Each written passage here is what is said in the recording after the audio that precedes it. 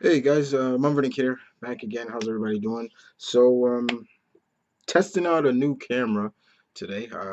Got a new camera. So am I coming in clearer? You hear me better? Things like that. So I decided to do like my reaction, especially when you guys request stuff. I'll do it a certain day, and I'll do the others a certain day.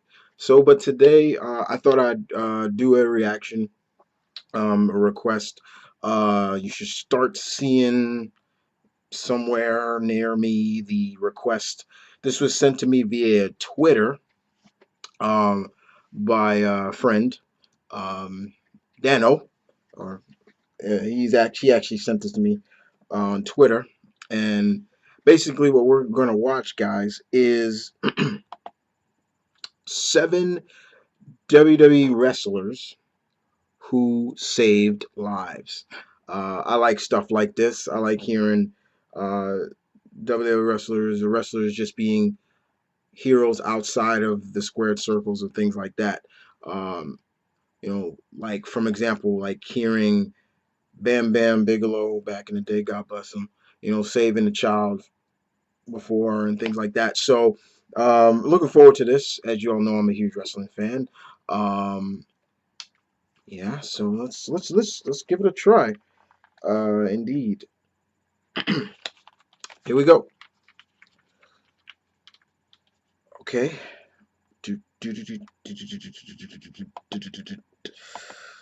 Okay. Now. Hey guys, thank you for watching the Slat Rock channel, and today we present you with 7 WWE wrestlers who saved others' lives. Number Shad. 7, Whoa. Shad Okay. Gaspard. Former WWE superstar Shad Gaspard nailed a real-life armed robber at a Florida I think I've heard convenience of this store one. in December 2016. Gaspard and his crime time tag team partner JTG stopped at a gas station after a wrestling show. Shad entered the convenience store to grab a drink, while JTG and company stayed in the car. Coral Springs PD informed the local news authorities that they responded to a call around midnight for an attempted armed robbery at the store. According to police, the suspect appeared to be drunk, walked up to Shad and said, "Hey man, buy me a beer." When Shad said, "There's a better way to ask than that," police say the suspect whipped out his firearm. The store clerk says Shad quickly shoved the suspect against the cooler door, grabbed the guy's gun, and later pulled him outside into the street and placed the robber into a rear naked chokehold.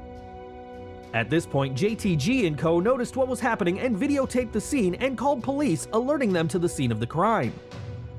Shad said he was trying to remove the gun's magazine when he saw an air canister compartment and realized it was just a BB gun. The 6'7", 300-pound ex-WWE wrestler took over at that point, taking the dumbass to the ground and holding him until officers tried to arrived. rob a store with a BB Shad gun. risked his life to prevent an armed robbery. When asked about this, Shad said, "Come on, man, I didn't want to die in Florida."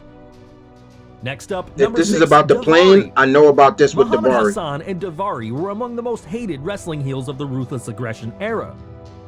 Mark Kopani, who was born in Syracuse, New York, played the role of Muhammad Hassan. WWE brought Hassan and Davari, his manager, together to play the role of Arab Americans who felt that American people automatically and unfairly assumed they were terrorists in post-9/11 USA.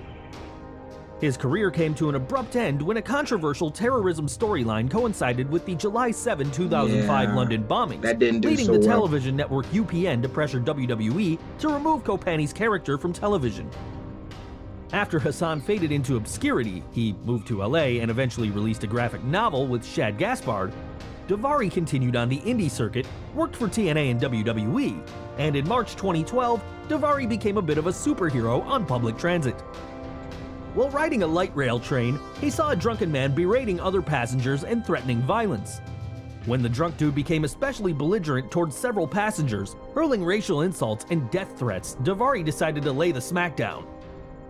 With a rear naked choke and leg scissors, the former heel restrained the drunk until the next stop, where he tossed him off the train. Okay, this is not the one. Okay, this is... I'm glad they're showing these guys. When asked in about this whole action. deal, he said, "It's one of those things where I'd rather be safe than sorry. If the police are taking too long to respond, I'd rather not sit on my hands and wait for them to show up." He also added that he was a big guy, 280 pounds. I had to lug him out the door. It was like throwing out a dead ox. Thankfully, the whole thing was caught on camera. Moving on. Number 5, Palumbo. Chuck Palumbo. Yeah. Remember this guy? Or this guy? Yeah, guys, Chuck Palumbo, aka Jungle Jim, aka The Dude, is a real-life superhero. This big guy lifted a freaking car to save someone from a wreck.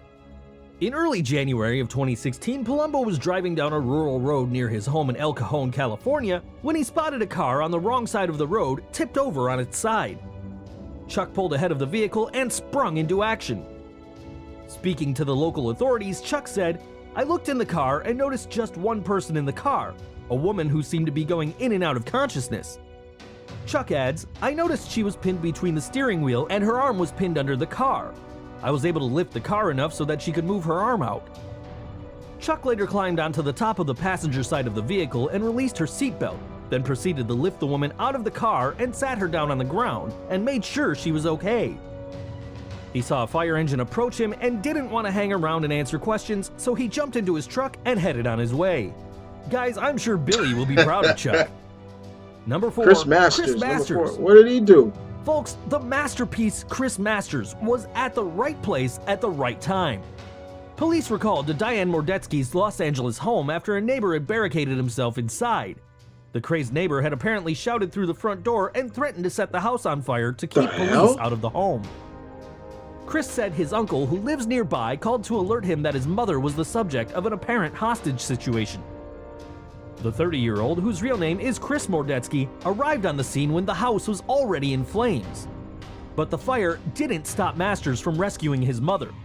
The 6'4", 265-pound wrestling star bear-hugged a 10-foot ficus tree standing in the way of the window to his mom's room and wrenched it out of the way so he and police could break the window. That's what's up. He saved his mom from a burning building. Speaking to the local authorities, he said, "Saved my mom's life. Son of a bitch barricaded my mom in her apartment and set the place on fire. I broke my mom's window with police help and pulled her out. So thankful my mom's alive." Respect. He tweeted with a photo of the burned out home. Masters posted a photo of several lacerations he sustained on his left arm during the incident on Facebook. The neighbor was later pulled from the home and charged with arson. It's unclear what set off the neighbor. Number 3, what did I do? Wasn't I just talking about Bam Bam Bigelow? In July 2000, a house was burning down near his home. Yep, this is where he saved 3 kids from the burning building. Yep. The firemen would not be able to arrive in time, so he somehow managed to go through the flames and rescued all 3 kids. As a result, he received second-degree burns over 40% of his body and spent 2 months recovering in the hospital. But he successfully saved all 3 of the kids' lives, whom, thanks to him, were barely even hurt. When asked about the situation, he said, "This is the best move I ever made." Guys, imagine being a choking, panicking, crying child and seeing this huge man appear through the smoke and the flames, grab you and your siblings, and carry you off to safety? God bless you, Bam Bam. Next up, number 2, Perry Saturn. Perry Saturn was driving his girlfriend to work in Atlanta when he stumbled upon a woman being raped by 2 men. Being a badass Army Ranger, he stepped down from his car and took matters into his own hands. He managed to fight off the 2 attackers, and during that fight, Saturn was shot once in the neck and once in the shoulder. Guys, Saturn must have been so full of adrenaline that he actually thought the one to his shoulder was a punch. I can't even imagine what it felt like, especially once all that wore off and all he felt was the pain. A pain that was so intense it sent him spiraling down into addiction. Meth was Saturn's drug of choice. As you can imagine, that did not help matters. He ended up homeless not long after. Surprisingly, Perry didn't have medical insurance too, and has incurred quite a bit of medical expenses. All Perry Saturn got in return for his heroics were 2 bullets from a .25 caliber handgun and years of hardship. Bill Apter interviewed Perry and said the following: "What struck me the most about that exchange is the fact that he never brings up the woman. He focuses on himself and his personal failings. He could have mentioned that, due to his actions, he now has a steel plate and 3 stainless steel screws where his C5, C6, and C7 vertebrae in his neck were badly injured, but he doesn't. He never once tries to use his heroics to score points." Number 1. Bray Wyatt. Bray Wyatt. The story starts off after leaving a WWE live event on a fine Sunday evening. Bray Wyatt and JTG were road buddies. They were traveling in one car. They were following their other road buddies, Big E and company, to the next city for Monday Night Raw. Big E and company were the first to leave the arena. After a good 15 to 20 minutes, Bray and JTG started and got on the highway. As they were traveling and discussing about the wrestling business, suddenly from nowhere, a car from behind sideswiped them. Even though they were a little surprised, they were alright and they could see the driver drive recklessly. Both Bray and JTG wanted to teach them a lesson and started to chase. Their plan was to speed past the car, stop in front of them, and pull the dudes out and teach them a lesson in road safety. As they were approaching, the unthinkable happened. The driver lost control and did 6 complete barrel rolls into the side of the highway. JTG said that he and Bray were surprised and shocked. They pulled up a few yards behind the wreckage, and it was really bad. The airbags were deployed and the car was upside down and smoking heavily. At this point, JTG said to himself, "You don't go near an upside down smoking vehicle because they are waiting to blow up." They heard screaming and crying. When they got near the car, JTG saw what he described as teenage swiping stupid assholes. Bray's instant reaction was to help, but JTG was hesitant. JTG said, "You clearly don't watch enough Hollywood movies, do you? I'm not going anywhere near that car." It's my life, you JTG jackass. walked away and started calling 911 and looked for the highway marker to let the dispatcher know their exact location. Bray didn't wait. He pulled out a teenage girl from the backseat window. He told her to get away from the vehicle and go near JTG, who was far away from the car. The girl's shoulder was slightly hurt and was pleading JTG not to inform their parents. The car was catching up more fire, but Wyatt was trying hard to pull out the driver. Bray couldn't do it alone as the driver's seatbelt was stuck. Bray shouted to JTG to come over and help him. JTG replied, "Damn it, Bray, you're a heel. Leave it to the professionals. I don't want to You're go a heel. nowhere near You're- that ticking time bomb." But Bray was adamant. So JTG grew some balls and went over to help him out. Finally, they pulled out the driver, who was also a teenage girl. Surprisingly, the first thing that came out of the driver was, "My dad is gonna kill me. Please don't tell my dad." Both Bray and JTG didn't know how to react. It turns out they were running late to their high school game and hence were rushing. Bray and JTG saw an ambulance coming and learned that the police were on their way in 15 minutes, and so they left. Bray and JTG met Big E and company, who were waiting for them at a nearby gas station. JTG said he never heard Bray brag once about being a hero. He also asked me not to inform his bravery to anyone, but JTG couldn't resist.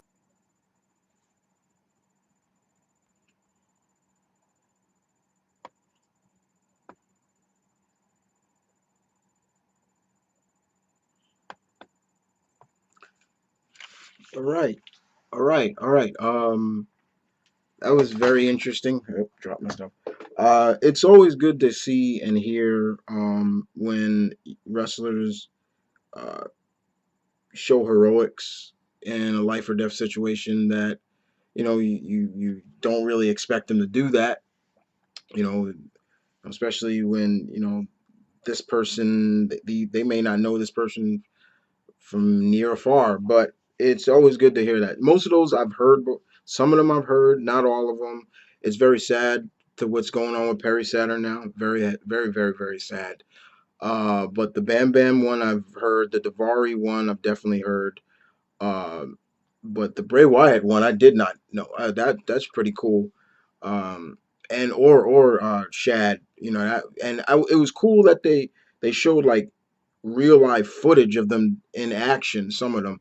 Uh, Chris Masters gets a lot of respect from me, because I would do the same thing if my mother's house was on fire, go in and save his mom. That's what's up. That much respect. But anyway, guys, other than that, you guys tell me in the comment section below, what did you think? Daniel, I want to thank Daniel for requesting this. This was really cool. And as always, guys, was testing my camera. Definitely wanted to test this out. And hope you guys enjoyed. And I'll see you guys with some more. But other than that, guys, this is Mom Running Kid. Peace. Hey guys, thank you for tuning in for my reactions. Hope you guys enjoyed it. As always, don't forget to like and subscribe. And if you have any requests, y'all, don't forget to provide me with the link and along with the hashtag slogan React Please Chris. That is hashtag React Please Chris. And as always, this is Mom Vernon Kid saying peace. I'm out.